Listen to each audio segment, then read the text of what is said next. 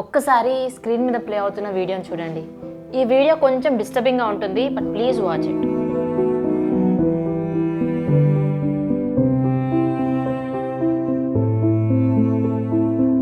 వీడియోని చూసారా? మీకేదో అనిపించుండొచ్చు, అమ్మాయి ఏదో తప్పు చేస్తే వాళ్ళ ఫ్యామిలీ ఆమెను శిక్షిస్తుందని. కానీ ఆ హిజాబ్లో ఉన్న అమ్మాయిని వాళ్ళ ఫ్యామిలీ ఎందుకు ఇలా చేస్తుందో మీకు అర్థమైందా?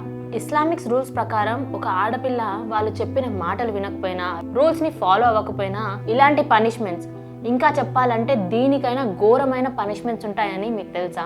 ఆడవాళ్ళ మీద ఇలాంటి అఘాయిత్యాలు చేస్తూ మతం పేరుతో వాళ్ళని అణిచివేయడం అక్కడ చాలా కామన్. సో బేసికలీ అక్కడి ఆడవాళ్ళు ఇలాంటి సిచ్యువేషన్స్ని చాలా జనరేషన్స్ నుంచి భరిస్తూ వస్తున్నారు. ఇస్లామిక్ కస్టమ్స్ అని చెప్పి ఆడవాళ్ళ మీద ఇష్టం వచ్చినట్టు ఇలాంటి అఘాయిత్యాలు చేస్తుంటే అక్కడున్న ఆడవాళ్ళు కూడా వాళ్ళకి వాళ్ళు సపోర్ట్ చేసుకోవట్లేదు.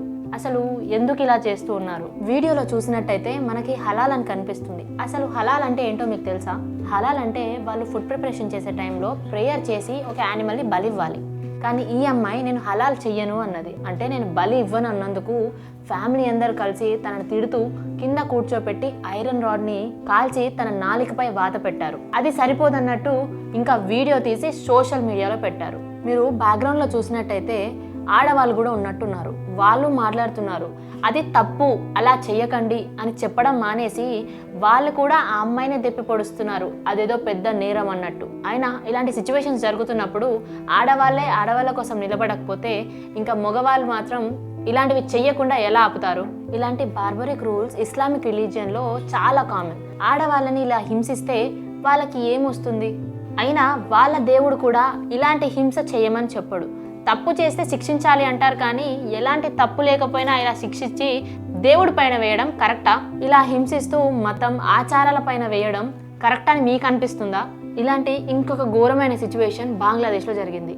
అక్కడ 4 ఆడపిల్లలు వాళ్ళు ట్రావెల్ చేస్తూ వెళ్తుంటే కొంతమంది మాబ్ వచ్చి వాళ్ళపై అటాక్ చేసి మీరు హిజాబ్ వేసుకోలేదు అంటే అబ్యూస్ చేస్తూ వాళ్ళని ఫిజికల్గా అటాక్ చేశారంట. ఇలాంటి సిచ్యువేషన్స్ చూస్తుంటే ఇస్లామిక్లో రూల్స్ ఇంత ఘోరంగా ఉంటాయా అంటూ భయం వేస్తుంది.